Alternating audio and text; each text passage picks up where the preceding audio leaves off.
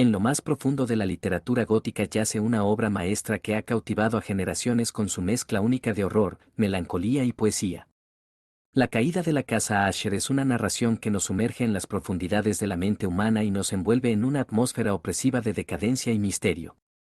Escrita por el maestro del terror Edgar Allan Poe, esta historia nos transporta a la decadente mansión de los Asher, una familia marcada por la tragedia y la maldición. Ahora, comencemos. Su corazón es un laúd suspendido, en cuanto lo tocas resuena.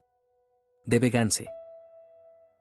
Durante todo un día de otoño, triste, oscuro, silencioso, cuando las nubes se cernían bajas y pesadas en el cielo, crucé solo, a caballo, una región singularmente lúgubre del país, y, al fin, al acercarse las sombras de la noche, me encontré a la vista de la melancólica casa Asher. No sé cómo fue, pero a la primera mirada que eché al edificio invadió mi espíritu un sentimiento de insoportable tristeza. Digo insoportable porque no lo atemperaba ninguno de esos sentimientos semiagradables, por ser poéticos, con los cuales recibe el espíritu aún las más austeras imágenes naturales de lo desolado o lo terrible. Miré el escenario que tenía delante, la casa y el sencillo paisaje del dominio, las paredes desnudas, las ventanas como ojos vacíos, los ralos y siniestros juncos, y los escasos troncos de árboles agostados, con una fuerte depresión de ánimo únicamente comparable, como sensación terrena, al despertar del fumador de opio, la amarga caída en la existencia. Existencia cotidiana, el horrible descorrerse del velo. Era una frialdad, un abatimiento, un malestar del corazón, una irremediable tristeza mental que ningún acicate de la imaginación podía desviar hacia forma alguna de lo sublime. ¿Qué era? Me detuve a pensar, ¿qué era lo que así me desalentaba en la contemplación de la casa Asher? Misterio insoluble, y yo no podía luchar con los sombríos pensamientos que se congregaban a mi alrededor mientras reflexionaba. Me vi obligado a incurrir en la insatisfactoria conclusión de que mientras hay, fuera de toda duda, combinaciones de simplísimos objetos naturales que tienen el poder de afectarnos así, el análisis de este poder se encuentra aún entre las consideraciones que están más allá de nuestro alcance. Era posible, reflexioné, que una simple disposición diferente de los elementos de la escena, de los detalles del cuadro, fuera suficiente para modificar o, quizá anular su poder de impresión dolorosa, y, procediendo de acuerdo con esta idea, empujé mi caballo a la escarpada orilla de un estanque negro y fantástico que extendía su brillo tranquilo junto a la mansión. Pero con un estremecimiento aún más sobrecogedor que antes contemplé la imagen reflejada e invertida de los juncos grises, y los espectrales troncos, y las vacías ventanas como ojos. En esa mansión de melancolía, sin embargo, proyectaba pasar algunas semanas. Su propietario, Roderick Usher, había sido uno de mis alegres compañeros de adolescencia, pero muchos años habían transcurrido desde nuestro último encuentro. Sin embargo, acababa de recibir una carta en una región distinta del país, una carta suya, la cual, por su tono exasperadamente apremiante, no admitía otra respuesta que la presencia personal. La escritura denotaba agitación nerviosa. El autor hablaba de una enfermedad física aguda, de un desorden mental que le oprimía y de un intenso deseo de verme por ser su mejor y, en realidad, su único amigo personal, con el propósito de lograr, gracias a la jovialidad de mi compañía, algún alivio a su mal.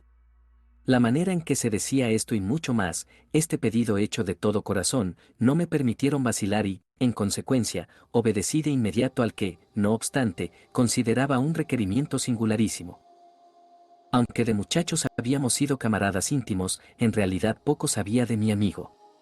Siempre se había mostrado excesivamente reservado.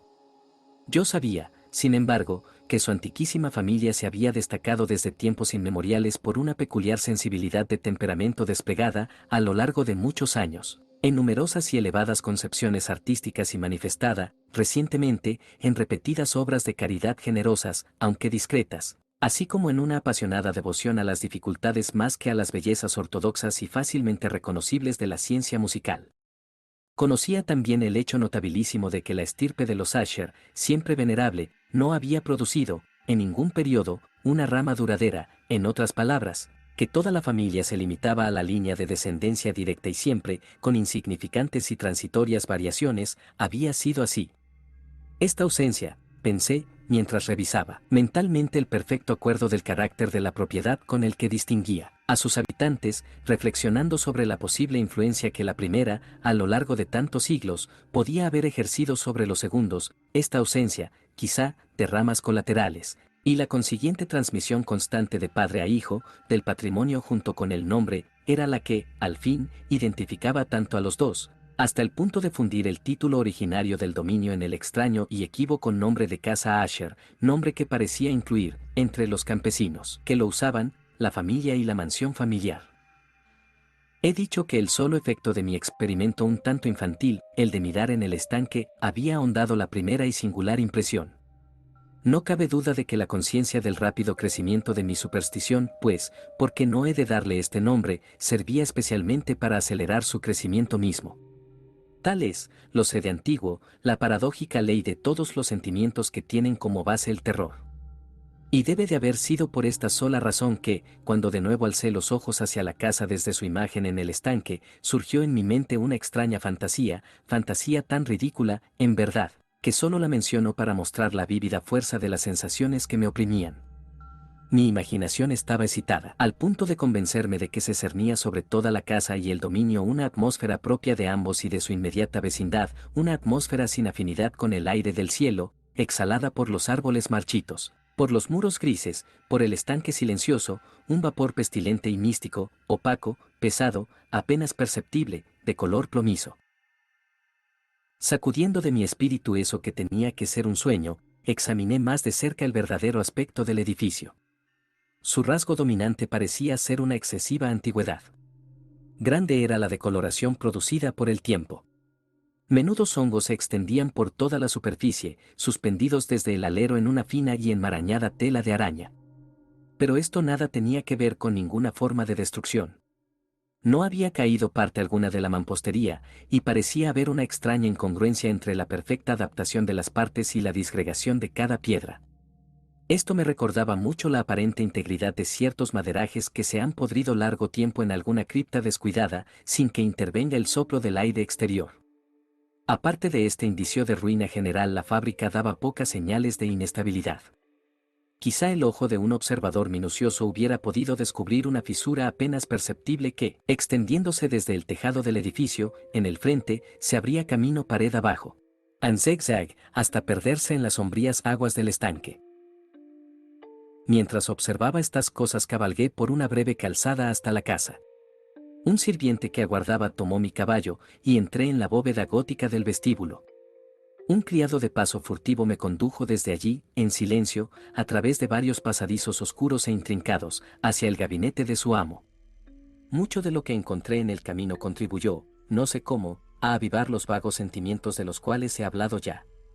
Mientras los objetos circundantes, los relieves de los cielos rasos, los oscuros tapices de las paredes, el ébano negro de los pisos y los fantasmagóricos trofeos heráldicos que rechinaban a mi paso, eran cosas a las cuales, o a sus semejantes, estaba acostumbrado desde la infancia, mientras cavilaba en reconocer lo familiar que era todo aquello, me asombraban por lo insólitas las fantasías que esas imágenes no habituales provocaban en mí. En una de las escaleras encontré al médico de la familia. La expresión de su rostro, pensé, era una mezcla de baja astucia y de perplejidad. El criado abrió entonces una puerta y me dejó en presencia de su amo. La habitación donde me hallaba era muy amplia y alta. Tenía ventanas largas, estrechas y puntiagudas, y a distancia tan grande del piso de roble negro, que resultaban absolutamente inaccesibles desde dentro. Débiles fulgores de luz carmesí se abrían paso a través de los cristales enrejados y servían para diferenciar suficientemente los principales objetos. Los ojos, sin embargo, luchaban en vano para alcanzar los más remotos ángulos del aposento, a los huecos del techo, abovedado y esculpido. Oscuros tapices colgaban de las paredes. El moblaje general era profuso, incómodo, antiguo y destartalado. Había muchos libros e instrumentos musicales en desorden, que no lograban dar ninguna vitalidad a la escena. Sentí que respiraba una atmósfera de dolor. Un aire de dura, profunda e irremediable melancolía lo envolvía y penetraba todo. A mi entrada, Asher se incorporó de un sofá donde estaba tendido cuán largo era y me recibió con calurosa vivacidad, que mucho tenía, pensé al principio, de cordialidad excesiva, del esfuerzo obligado del hombre de mundo en Nuye. Pero una mirada a su semblante me convenció de su perfecta sinceridad. Nos sentamos y, durante unos instantes, mientras no hablaba, lo observé con un sentimiento en parte de compasión, en parte de espanto. Seguramente hombre alguno hasta entonces había cambiado tan terriblemente en un periodo tan breve como raro recaucho. A duras penas pude llegar a admitir la identidad del ser exangüe que tenía ante mí con el compañero de mi adolescencia. Sin embargo, el carácter de su rostro había sido siempre notable. La tez cadavérica, los ojos, grandes, líquidos, incomparablemente luminosos, los labios, un tanto finos y muy pálidos, pero de una curva extraordinariamente hermosa, la nariz, de delicado tipo hebreo, pero de ventanillas más abiertas de lo que es habitual en ellas, el mentón, finamente, modelado, revelador, en su falta de prominencia, de una falta de energía moral, los cabellos, más suaves y más tenues que tela de araña. Estos rasgos y el excesivo desarrollo de la región frontal constituían una fisonomía difícil de olvidar. Y ahora la simple exageración del carácter dominante de esas facciones y de su expresión habitual revelaban un cambio tan grande que dudé de la persona con quien estaba hablando. La palidez espectral de la piel, el brillo milagroso de los ojos, por sobre todas las cosas me sobresaltaron y aún me aterraron. El sedoso cabello, además, había crecido al descuido y, como en su desordenada textura de telaraña flotaba más que caía alrededor del rostro, me era imposible, aun haciendo un esfuerzo, relacionar su enmarañada apariencia con idea alguna de simple humanidad. En las maneras de mi amigo me sorprendió encontrar incoherencia, inconsistencia, y pronto descubrí que era motivada por una serie de débiles y fútiles intentos de vencer un azoramiento habitual, una excesiva agitación nerviosa. A decir verdad, ya estaba preparado para algo de esta naturaleza, no menos por su carta que por reminiscencias de ciertos rasgos juveniles y por las conclusiones deducidas de su peculiar conformación física y su temperamento. Sus gestos eran alternativamente vivaces y lentos. Su voz pasaba de una indecisión trémula, cuando su espíritu vital parecía en completa latencia, a esa especie de concisión enérgica, esa manera de hablar abrupta, pesada, lenta, hueca, a esa pronunciación gutural, densa, equilibrada, perfectamente modulada que puede observarse en el borracho perdido o en el opiómano incorregible durante los periodos de mayor excitación. Así me habló del objeto de mi visita, de su vehemente deseo de verme y del solaz que aguardaba de mí. Abordó con cierta extensión lo que él consideraba la naturaleza de su enfermedad. Era, dijo, un mal constitucional y familiar, y desesperaba de hallarle remedio, una simple afección nerviosa, añadió de inmediato, que indudablemente pasaría pronto. Se manifestaba en una multitud de sensaciones anormales. Algunas de ellas, cuando las detalló, me interesaron y me desconcertaron, aunque sin duda tuvieron importancia los términos y el estilo general del relato.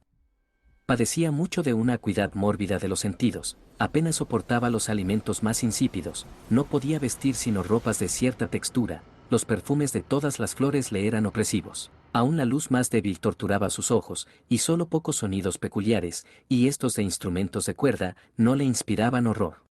Vi que era un esclavo sometido a una suerte anormal de terror. Moriré, dijo, tengo que morir de esta deplorable locura. Así y no de otro modo me perderé. Temo los sucesos del futuro, no por sí mismos, sino por sus resultados. Me estremezco pensando en cualquier incidente, aun el más trivial, que pueda actuar sobre esta intolerable agitación. No aborrezco el peligro, como no sea por su efecto absoluto, el terror. En este desaliento, en esta lamentable condición, siento que tarde o temprano llegará el periodo en que deba abandonar vida y razón a un tiempo, en alguna lucha con el torvo fantasma, el miedo. Conocí además por intervalos, y a través de insinuaciones interrumpidas y ambiguas, otro rasgo singular de su condición mental. Estaba dominado por ciertas impresiones supersticiosas relativas a la morada que ocupaba y de donde, durante muchos años, nunca se había aventurado a salir. Supersticiones relativas a una influencia cuya supuesta energía fue descrita en términos demasiado sombríos para repetirlos aquí, influencia que algunas peculiaridades de la simple forma y material de la casa familiar habían ejercido sobre su espíritu, decía, a fuerza de soportarlas largo tiempo, efecto que el aspecto físico de los muros y las torrecillas grises y el oscuro estanque en el cual estos se miraban había producido, a la larga, en la moral de su existencia. Admitía, sin embargo, aunque con vacilación, que podía buscarse un origen más natural y más palpable a mucho de la peculiar melancolía que así lo afectaba, la cruel y prolongada enfermedad, la disolución evidentemente próxima de una hermana tiernamente querida, su única compañía durante muchos años, su último y solo pariente sobre la tierra.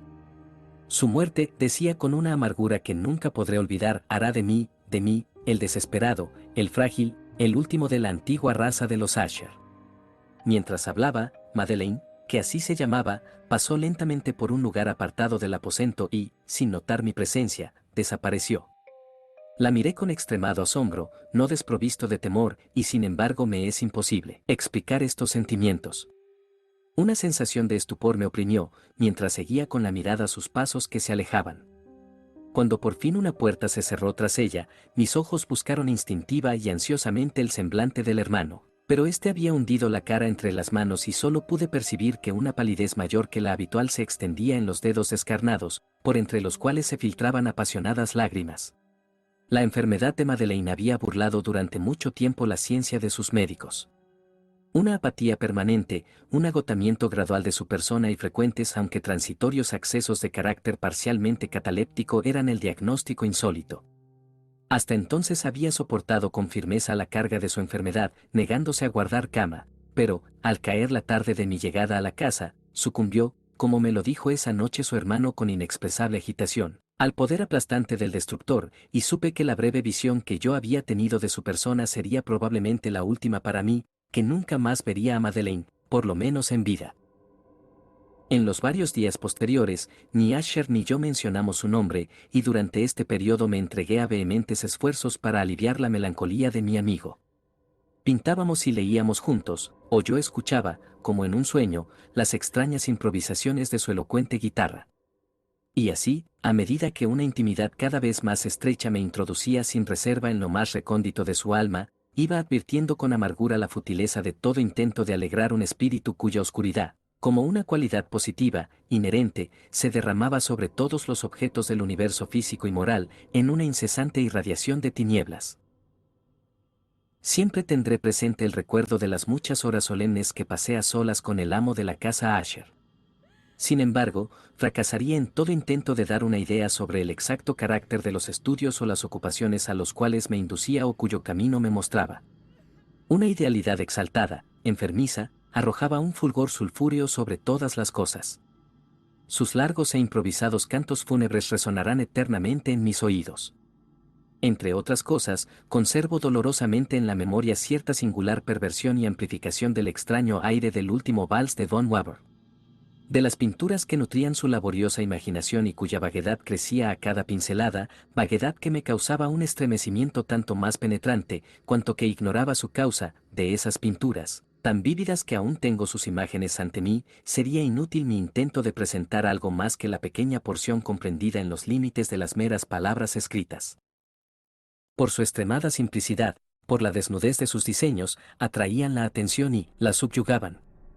Si jamás un mortal pintó una idea, ese mortal fue Roderick Asher. Para mí, al menos en las circunstancias que entonces me rodeaban, surgía de las puras abstracciones que el hipocondríaco lograba proyectar en la tela, una intensidad de intolerable espanto, cuya sombra nunca he sentido, ni siquiera en la contemplación de las fantasías de Fuseli, resplandecientes, por cierto, pero demasiado concretas. Una de las fantasmagóricas concepciones de mi amigo, que no participaba con tanto rigor del espíritu de abstracción, puede ser vagamente esbozada, aunque de una manera indecisa, débil, en palabras. El pequeño cuadro representaba el interior de una bóveda o túnel inmensamente largo, rectangular, con paredes bajas, lisas, blancas, sin interrupción ni adorno alguno. Ciertos elementos accesorios del diseño servían para dar la idea de que esa excavación se hallaba a mucha profundidad bajo la superficie de la tierra. No se observaba ninguna saliencia en toda la vasta extensión, ni se discernía una antorcha o cualquier otra fuente artificial de luz. Sin embargo, flotaba por todo el espacio una ola de intensos rayos que bañaban el conjunto con un esplendor inadecuado y espectral. He hablado ya de ese estado mórbido del nervio auditivo que hacía intolerable al paciente toda música, con excepción de ciertos efectos de instrumentos de cuerda. Quizá los estrechos límites en los cuales se había confinado con la guitarra fueron los que originaron, en gran medida, el carácter fantástico de sus obras. Pero no es posible explicar de la misma manera la fogosa facilidad de sus impromptus. Debían de ser, y lo eran, tanto las notas como las palabras de sus extrañas fantasías, pues no pocas veces se acompañaba con improvisaciones verbales rimadas, debían de ser los resultados de ese intenso recogimiento y concentración mental a los cuales he aludido antes y que eran observables solo en ciertos momentos de la más alta excitación mental. Recuerdo fácilmente las palabras de una de esas rapsodias. Quizá fue la que me impresionó con más fuerza cuando la dijo, porque en la corriente interna o mística de su sentido creí percibir, y por primera vez, una acabada conciencia por parte de Asher de que su encumbrada razón vacilaba sobre su trono. Los versos, que él tituló El Palacio Encantado, decían poco más o menos así. En el más verde de los valles, que habitan ángeles benéficos, erguíase un palacio lleno de majestad y hermosura. Dominio del rey pensamiento, allí se alzaba. Y nunca un serafín batió sus alas sobre cosa tan bella. Amarillos pendones, sobre el techo flotaban, áureos y gloriosos, todo eso fue hace mucho, en los más viejos tiempos, y con la brisa que jugaba en tan gozosos días, por las almenas se expandía una fragancia alada. Y los que erraban en el valle, por dos ventanas luminosas a los espíritus veían danzar al ritmo de laúdes, en torno al trono donde, por Filogéneto, envuelto en merecida pompa, sentábase el señor del reino. Y de rubíes y de perlas era la puerta del palacio, de donde como un río fluían centelleando, los ecos, de gentil tarea, la de cantar con altas voces el genio y el ingenio de su rey soberano. Más criaturas malignas invadieron, vestidas de tristeza, aquel dominio. Ah, duelo y luto, nunca más nacerá otra alborada. Y en torno del palacio, la hermosura que antaño florecía entre rubores es solo una olvidada historia sepulta en viejos tiempos. Y los viajeros, desde el valle, por las ventanas ahora rojas, ven vastas formas que se mueven en fantasmales discordancias, mientras, cual espectral torrente, por la pálida puerta sale una horrenda multitud que ríe. Pues la sonrisa ha muerto. Recuerdo bien que las sugestiones nacidas de esta balada nos lanzaron a una corriente de pensamientos donde se manifestó una opinión de Asher que menciono, no por su novedad, pues otros hombres han pensado así, sino para explicar la obstinación con que la defendió. En líneas generales afirmaba la sensibilidad de todos los seres vegetales. Pero en su desordenada fantasía la idea había asumido un carácter más audaz e invadía, bajo ciertas condiciones, el reino de lo inorgánico. Me faltan palabras para expresar todo el alcance o el vehemente abandono de su persuasión. La creencia, sin embargo, se vinculaba, como ya lo he insinuado, con las piedras grises de la casa de sus antepasados. Las condiciones de la sensibilidad habían sido satisfechas, imaginaba él, por el método de colocación de esas piedras, por el orden en que estaban dispuestas, así como por los numerosos hongos que las cubrían y los marchitos árboles circundantes, pero, sobre todo, por la prolongación inmodificada de este orden y su duplicación en las quietas aguas del estanque. Su evidencia, la evidencia de esa sensibilidad, podía comprobarse, dijo, y al oírlo me estremecí, en la gradual pero segura condensación de una atmósfera propia en torno a las aguas y a los muros. El resultado era discernible, añadió, en esa silenciosa, más importuna y terrible influencia que durante siglos había modelado los destinos de la familia, haciendo de él eso que ahora estaba yo viendo, eso que él era. Tales opiniones no necesitan comentario, y no haré ninguno. Nuestros libros, los libros que durante años constituyeran no pequeña parte de la existencia intelectual del enfermo, estaban, como puede suponerse, en estricto acuerdo con este carácter espectral.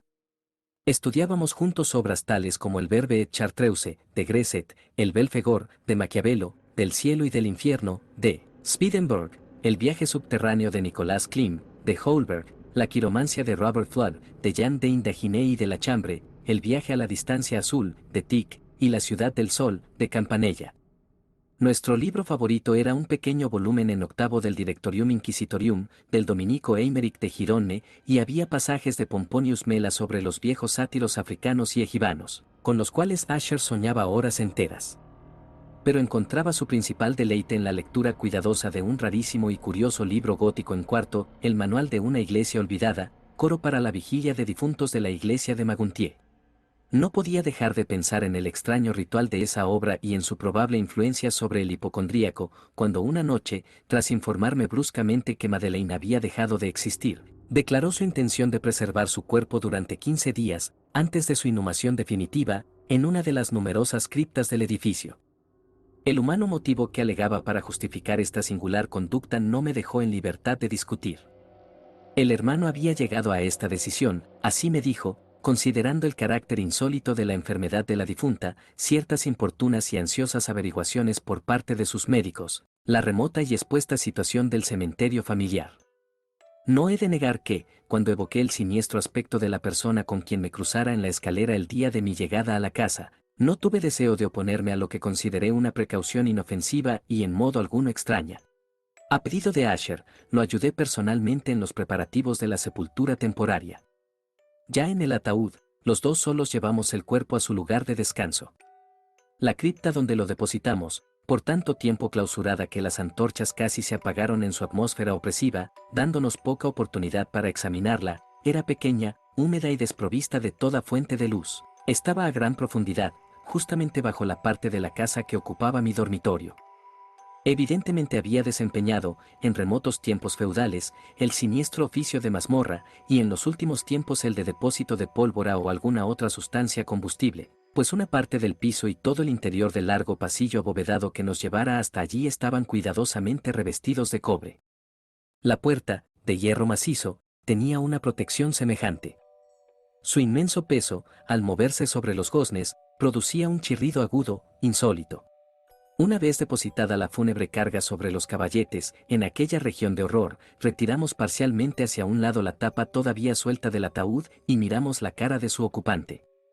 Un sorprendente parecido entre el hermano y la hermana fue lo primero que atrajo mi atención, y Asher, adivinando quizá mis pensamientos, murmuró algunas palabras, por las cuales supe que la muerta y él eran mellizos y que entre ambos habían existido siempre simpatías casi inexplicables. Nuestros ojos, sin embargo, no se detuvieron mucho en la muerta, porque no podíamos mirarla sin espanto. El mal que llevara a Madeleine a la tumba en la fuerza de la juventud había dejado, como es frecuente en todas las enfermedades de naturaleza estrictamente cataléptica, la ironía de un débil rubor en el pecho y la cara, y esa sonrisa suspicaz, lánguida, que es tan terrible en la muerte.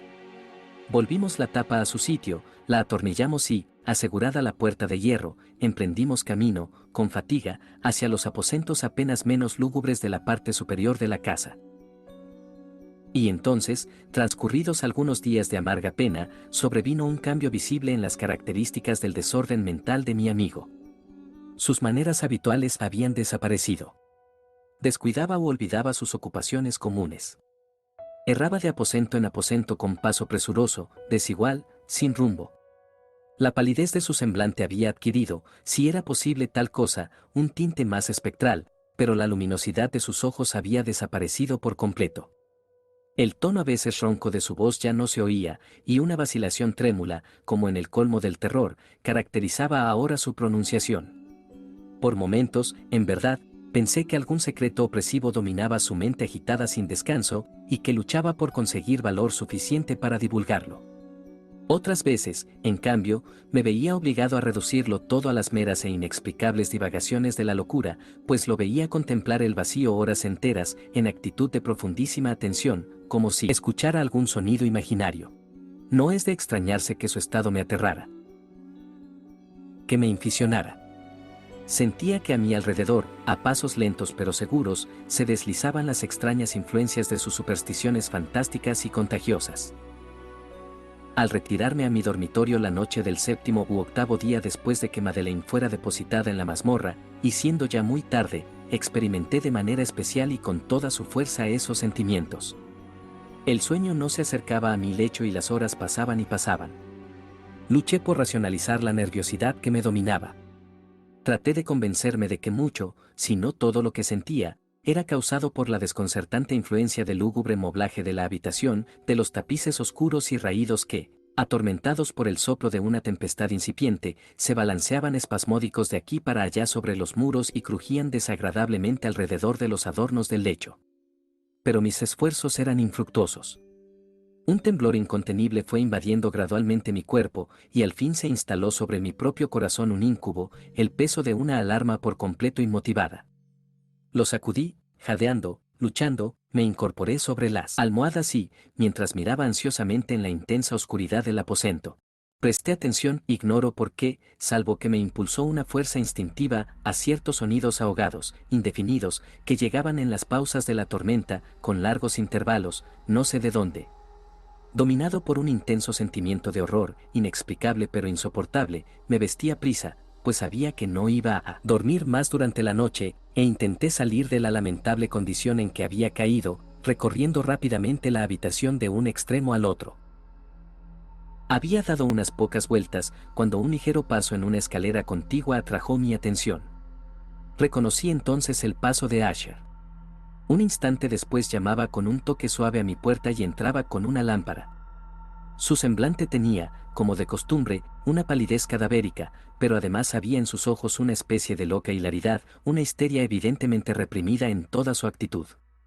Su aire me espantó, pero todo era preferible a la soledad que había soportado tanto tiempo, y hasta acogí su presencia con alivio. ¿No lo has visto?, dijo bruscamente, después de echar una mirada a su alrededor en silencio. ¿No lo has visto? Pues aguarda, lo verás, y diciendo esto protegió cuidadosamente la lámpara, se precipitó a una de las ventanas y la abrió de par en par a la tormenta. La ráfaga entró con furia tan impetuosa que estuvo a punto de levantarnos del suelo. Era, en verdad, una noche tempestuosa, pero de una belleza severa, extrañamente singular en su terror y en su hermosura. Al parecer, un torbellino desplegaba su fuerza en nuestra vecindad, pues había frecuentes y violentos cambios en la dirección del viento y la excesiva densidad de las nubes, tan bajas que oprimían casi las torrecillas de la casa, no nos impedía advertir la viviente velocidad con que acudían de todos los puntos, mezclándose unas con otras sin alejarse. Digo que aún su excesiva densidad no nos impedía advertirlo, y sin embargo no nos llegaba ni un atisbo de la luna o de las estrellas, ni se veía el brillo de un relámpago. Pero las superficies inferiores de las grandes masas de agitado vapor, así como todos los objetos terrestres que nos rodeaban, resplandecían en la luz extranatural de una exhalación gaseosa, apenas luminosa y claramente visible, que se cernía sobre la casa y la amortajaba. No debes mirar, no mirarás eso, dije, estremeciéndome, mientras con suave violencia apartaba a Asher de la ventana para conducirlo a un asiento.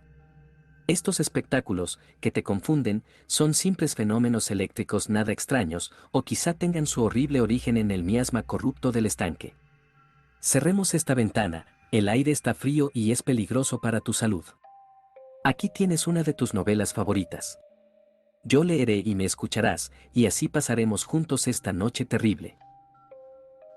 El antiguo volumen que había tomado era Mad Trest, de Lancelot Kennan, pero lo había calificado de favorito de Asher más por triste broma que en serio, pues poco había en su prolijidad tosca, sin imaginación, que pudiera interesar a la elevada e ideal espiritualidad de mi amigo.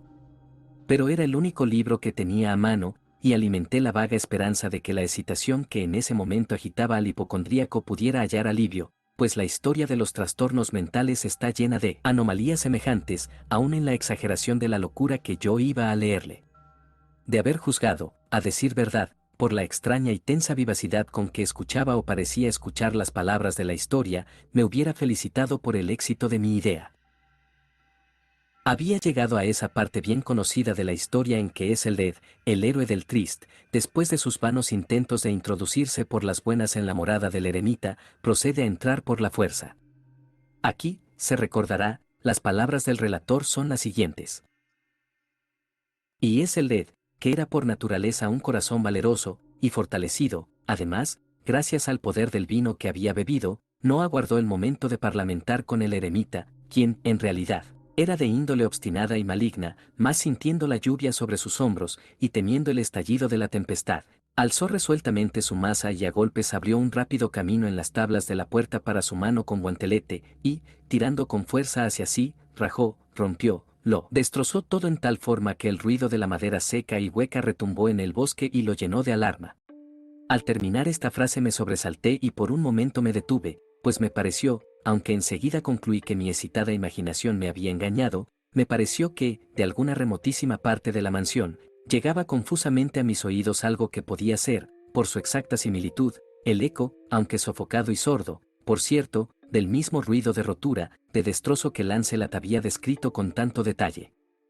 Fue, sin duda alguna, la coincidencia lo que atrajo mi atención pues, entre el crujir de los bastidores de las ventanas y los mezclados ruidos habituales de la tormenta creciente, el sonido en sí mismo nada tenía, a buen seguro, que pudiera interesarme o distraerme. Continué el relato. Pero el buen campeón Eseled pasó la puerta y quedó muy furioso y sorprendido al no percibir señales del maligno eremita y encontrar, en cambio, un dragón prodigioso, cubierto de escamas, con lengua de fuego, sentado en guardia delante de un palacio de oro con piso de plata, y del muro colgaba un escudo de bronce reluciente con esta leyenda. Quien entre aquí, conquistador será, quien mate al dragón, el escudo ganará.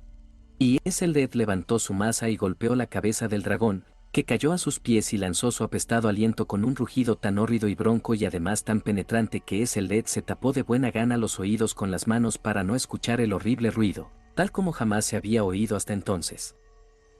Aquí me detuve otra vez bruscamente, y ahora con un sentimiento de violento asombro, pues no podía dudar de que en esta oportunidad había escuchado realmente, aunque me resultaba imposible decir de qué dirección procedía, un grito insólito, un sonido chirriante, sofocado y aparentemente lejano, pero áspero, prolongado, la exacta réplica de lo que mi imaginación atribuyera al extranatural alarido del dragón, tal como lo describía el novelista. Oprimido, como por cierto lo estaba desde la segunda y más extraordinaria coincidencia, por mil sensaciones contradictorias en las cuales predominaban el asombro y un extremado terror, conservé, sin embargo, suficiente presencia de ánimo para no excitar con ninguna observación la sensibilidad nerviosa de mi compañero. No era nada seguro que hubiese advertido los sonidos en cuestión, aunque se había producido durante los últimos minutos una evidente y extraña alteración en su apariencia. Desde su posición frente a mí había hecho girar gradualmente su silla, de modo que estaba sentado mirando hacia la puerta de la habitación, y así solo en parte podía ver yo sus facciones, aunque percibía sus labios temblorosos, como si murmuraran algo inaudible. Tenía la cabeza caída sobre el pecho, pero supe que no estaba dormido por los ojos muy abiertos, fijos, que vi al echarle una mirada de perfil. El movimiento del cuerpo contradecía también esta idea, pues se mecía de un lado a otro con un balanceo suave, pero constante y uniforme. Luego de advertir rápidamente todo esto, proseguí el relato de Lancelot, que decía así. Y entonces el campeón, después de escapar a la terrible furia del dragón, se acordó del escudo de bronce y del encantamiento roto, apartó el cuerpo muerto de su camino y avanzó valerosamente sobre el argentado pavimento del castillo hasta donde colgaba del muro el escudo, el cual, entonces, no esperó su llegada, sino que cayó a sus pies sobre el piso de plata con grandísimo y terrible fragor. Apenas habían salido de mis labios estas palabras, cuando, como si realmente un escudo de bronce, en ese momento, hubiera caído con todo su peso sobre un pavimento de plata, percibí un eco claro, profundo, metálico y resonante, aunque en apariencia sofocado. Incapaz de dominar mis nervios, me puse en pie de un salto, pero el acompasado movimiento de Asher no se interrumpió. Me precipité al sillón donde estaba sentado. Sus ojos miraban fijos hacia adelante y dominaba su persona una rigidez pétrea. Pero, cuando posé mi mano sobre su hombro, un fuerte estremecimiento recorrió su cuerpo, una sonrisa malsana tembló en sus labios, y vi que hablaba con un murmullo bajo, apresurado, ininteligible, como si no advirtiera mi presencia. Inclinándome sobre él, muy cerca, bebí, por fin, el horrible significado de sus palabras. ¿No lo oyes? Sí, yo lo oigo y lo he oído. Mucho, mucho, mucho tiempo, muchos minutos, muchas horas, muchos días lo he oído, pero no me atrevía. Ah, compadéceme, mísero de mí, desventurado. No me atrevía a hablar. La encerramos viva en la tumba. ¿No dije que mis sentidos eran agudos? Ahora te digo que oí sus primeros movimientos, débiles, en el fondo del ataúd. Los oí hace muchos, muchos días, y no me atreví a hablar. Y ahora, esta noche, Ezelred, ja, ja. La puerta rota del eremita, y el grito de muerte del dragón, y el estruendo del escudo. Mejor, el ruido del ataúd al rajarse, y el chirriar de los férreos goznes de su prisión, y sus luchas dentro de la cripta, por el pasillo abovedado, revestido de cobre. Oh. ¿A dónde huiré? ¿No estará aquí pronto? ¿No se precipita a reprocharme mi prisa? ¿No he oído sus pasos en la escalera? ¿No distingo el pesado y horrible latido de su corazón? Insensato. Y aquí, furioso, de un salto, se puso de pie y gritó estas palabras, como si en ese esfuerzo entregara su alma, insensato. Te digo que está del otro lado de la puerta, como si la sobrehumana energía de su voz tuviera la fuerza de un sortilegio, los enormes y antiguos batientes que Asher señalaba abrieron lentamente, en ese momento, sus pesadas mandíbulas de ébano. Era obra de la violenta ráfaga, pero allí, del otro lado de la puerta, estaba la alta y amortajada figura de Madeleine Usher. Había sangre en sus ropas blancas y huellas de acerba lucha en cada parte de su descarnada persona. Por un momento permaneció temblorosa, tambaleándose en el umbral, luego, con un lamento sofocado, cayó pesadamente hacia adentro, sobre el cuerpo de su hermano, y en su violenta agonía final lo arrastró al suelo, muerto, víctima de los terrores que había anticipado. De aquel aposento, de aquella mansión huí aterrado. Afuera seguía la tormenta en toda su ira cuando me encontré cruzando la vieja avenida.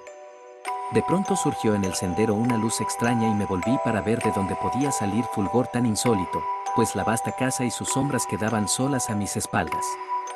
El resplandor venía de la luna llena, roja como la sangre, que brillaba ahora a través de aquella fisura casi imperceptible dibujada en zigzag desde el tejado del edificio hasta la base.